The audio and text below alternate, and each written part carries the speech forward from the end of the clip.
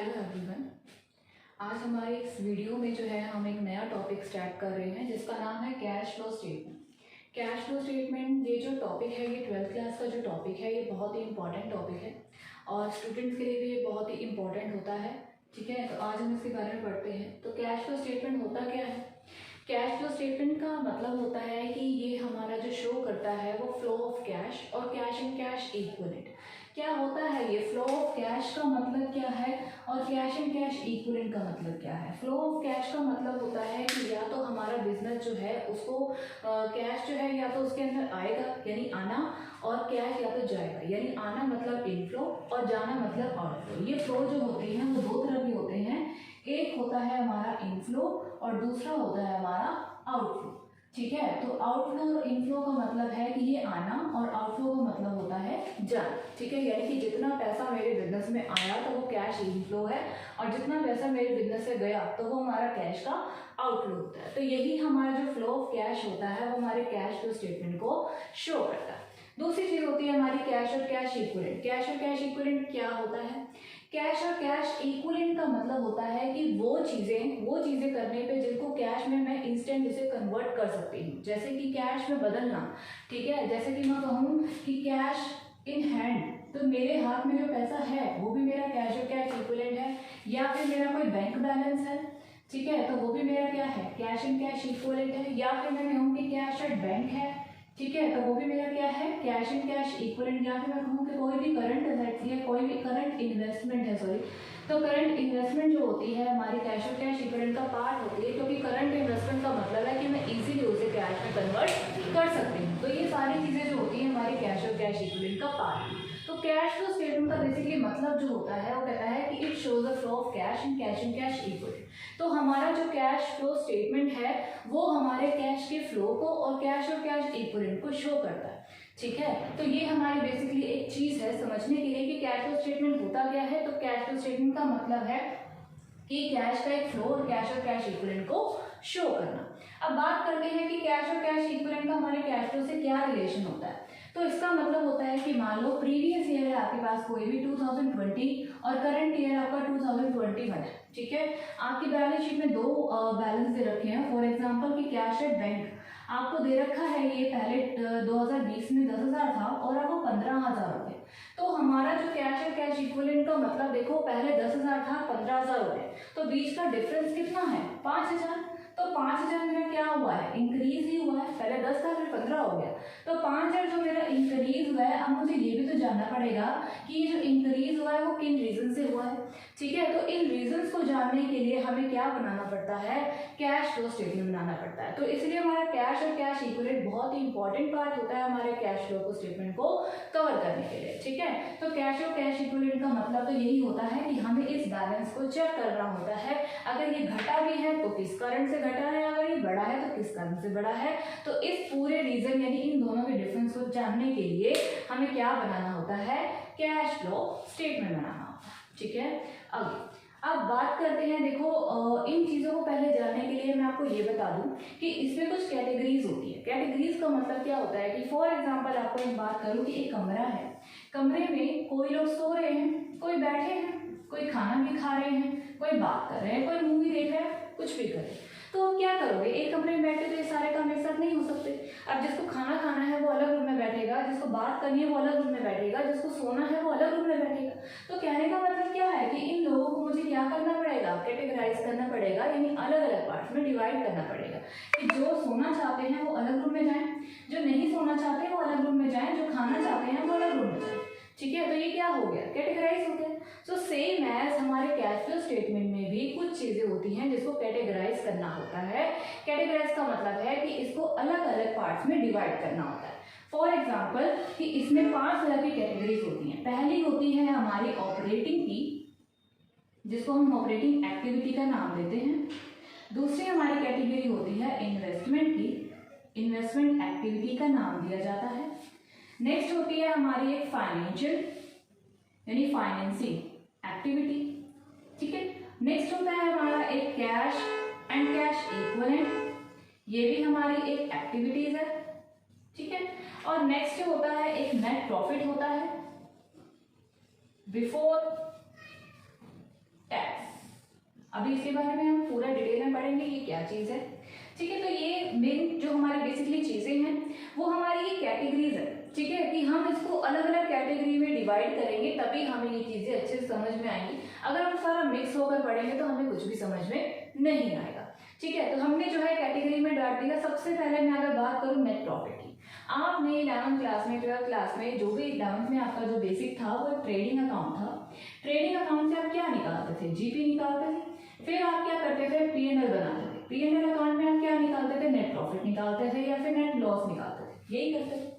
यहाँ पर जो बात होती है नेट प्रॉफिट की ही बात होती है, लेकिन इस नेट प्रॉफिट का मतलब क्या होता है, हमने जो नेट प्रॉफिट पढ़ा हुआ है हमने यहाँ पे सारे के सारे एक्सपेंस लिखने होते थे और सारे के सारे इनकम में से एक्सपेंस को हम माइनस कर देते थे तो नेट प्रॉफिट निकल आता था। और अगर एक्सपेंस का आपका बैलेंस ज़्यादा है इनकम का कम है, यानी एक्सपेंस माइनस इनकम आप करते थे तो नेट लॉस निकलता था, ठीक है। यही पढ़ा था। इसका मतलब था कि इसमें सारे के सारे एक्सपेंस, जैसे कि मैं कहूँ कि टैक्स, कोई भी डिविडेंड देना है वो, या फिर कोई डेप्रिसिएशन है, कोई भी चीज़ है, या नॉन कैश है कैश है, जो भी जितनी भी आइटम्स थी हम सारे इसमें से माइनस कर देते थे, ठीक है। और उसके बाद इनकम में वही है, कमीशन मिल गया कहीं से, इंटरेस्ट मिल गया कहीं से, रेंट मिल गया कहीं से, या कोई जीपी यानी ग्रॉस प्रॉफिट कहीं से आ गया। तो ये सारी चीज़ें ऑलरेडी यहाँ पर क्या है, ऐड और लेस हुई पड़ी है।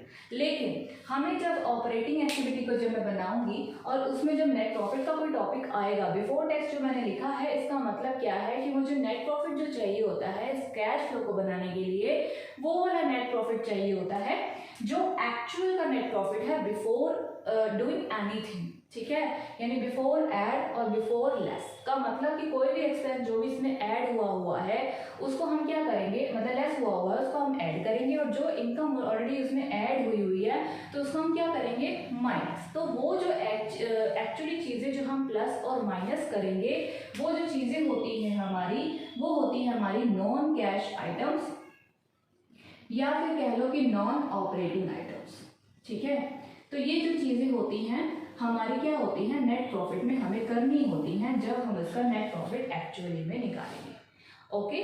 तो हम सबसे पहले तो ये पढ़ लेते हैं कि नेट प्रॉफिट बिफोर टैक्स में हमें करना क्या होता है। नेट प्रॉफिट बिफोर टैक्स के लिए देखो, सबसे पहले जब आप यहाँ पे नेट प्रॉफिट की कैलकुलेशन करोगे, मैं सबसे पहले नेट प्रॉफिट की बात बता रही हूँ। नेट प्रॉफिट आपको दे रखा होगा, लेकिन ये प्रॉफिट वो वाला टाइप प्रॉफिट है जिसमें डेप्रिसिएशन भी माइनस है, डिविडेंड भी माइनस है, टैक्स भी माइनस है, सब कुछ माइनस है, सारे इनकम्स भी इसमें प्लस है, इंटरेस्ट रिसीव हो गया वो भी इसमें प्लस कर दिया, डिविडेंड रिसीव हो गया, या फिर टैक्स मिल गया, या फिर जो भी चीज़ें हैं सब कुछ मिल गया, सब कुछ हमने दे दिया, सारा कुछ इसमें ऐड है। लेकिन मुझे नेट प्रॉफिट क्या चाहिए, बिफोर चाहिए। बिफोर मतलब बिफोर डूइंग एनीथिंग का मतलब कि बिफोर, पहले तो हम यहाँ पे ऑलरेडी लिखते हैं कि बिफोर टैक्स, टैक्स का बिफोर टैक्स का मतलब कि इसमें टैक्स को क्या करना है, मुझे पहले हटाना है, ठीक है। अगर इसमें से टैक्स मैंने माइनस किया हुआ है तो इस टैक्स को क्या कर दूंगी, प्लस कर दूंगी, अगर मुझे नेट प्रॉफिट निकालना है तो, ठीक है। अब बात करते हैं कि इसमें क्या क्या चीज़ें हमें ऐड करनी है, क्या क्या चीज़ें हमें माइनस करनी है। तो सबसे पहले तो मैं आपको ये बताऊं कि नॉन कैश आइटम और नॉन ऑपरेटिंग आइटम जो मैंने यहाँ लिखा है वो होती क्या है। नॉन कैश आइटम का मतलब होता है कि वो चीज़ें जो कैश तो नहीं है, हमारे कैश फ्लो को देखो, मतलब हमारे कैश फ्लो में वो चीज़ें लिखनी होती हैं जो कैश को इफेक्ट करती है। अगर वो कैश में है तो मैं लिखूंगी, कैश में नहीं है तो मैं यहाँ नहीं लिखूंगी। तो लेकिन नेट प्रॉफिट में तो ऑलरेडी वो चीज़ें माइनस हो चुकी है ना, जो ऑलरेडी वो कैश में नहीं थी, जैसे कि डेप्रिसिएशन हो गया, जैसे कि गुडविल रिटर्न ऑफ हो गई, जैसे कि प्री लाइबिलिटी एक्सपेंसेस हो गए, जैसे पेटेंट्स हो गए। तो ये सारी चीज़ें ऑलरेडी इसमें से माइनस हो चुकी है। तो अब मैं क्या करूँ, मुझे तो नेट प्रॉफिट वो लेना है जो सिर्फ कैश से रिलेटेड होता है। तो मुझे नॉन कैश की आइटम ऑलरेडी यहाँ से माइनस है, तो नॉन कैश को मुझे यहाँ पे क्या करना पड़ेगा, प्लस करना पड़ेगा, ठीक है। तो इसलिए यहाँ पर हम क्या करते हैं, प्लस में करते हैं नॉन कैश आइटम्स, ठीक है। उसमें क्या होता है, सबसे पहले कि डेप्रिसिएशन आ गया, या फिर कह लो कि आपके पास गुडविल रिटर्न ऑफ है वो आ गया, या फिर कह लो कि प्री लाइबिलिटी एक्सपेंस है रिटर्न ऑफ वो आ गया, ठीक है। या फिर कह लो कि कुछ भी आपके पास शेयर इश्यू एक्सपेंस है वो भी अगर रिटर्न ऑफ हो रहा है तो वो भी आ जाएगा, ठीक है। तो ये सारी क्या है, हमारी नॉन कैश आइटम्स है, और भी होंगी तो वो भी यहाँ पर आ जाएंगी, ठीक है।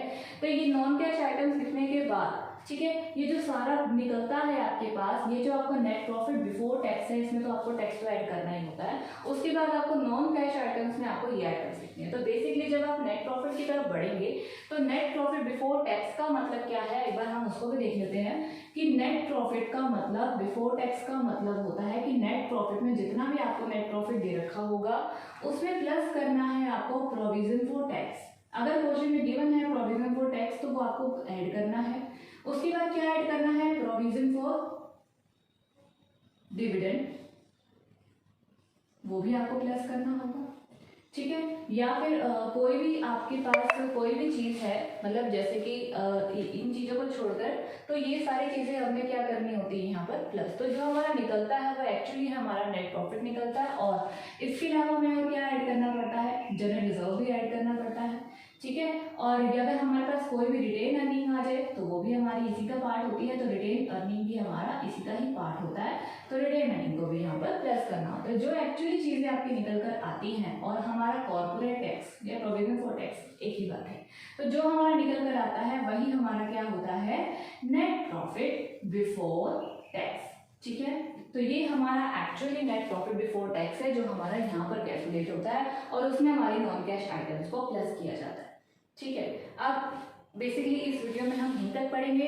आपकी नेक्स्ट वीडियो में आपको मैं बताऊंगी कि आपको ऑपरेटिंग एक्टिविटीज को किस तरह से बनाना है, इन्वेस्टमेंट को किस तरह से बनाना है, फाइनेंसिंग को। Okay, good bye.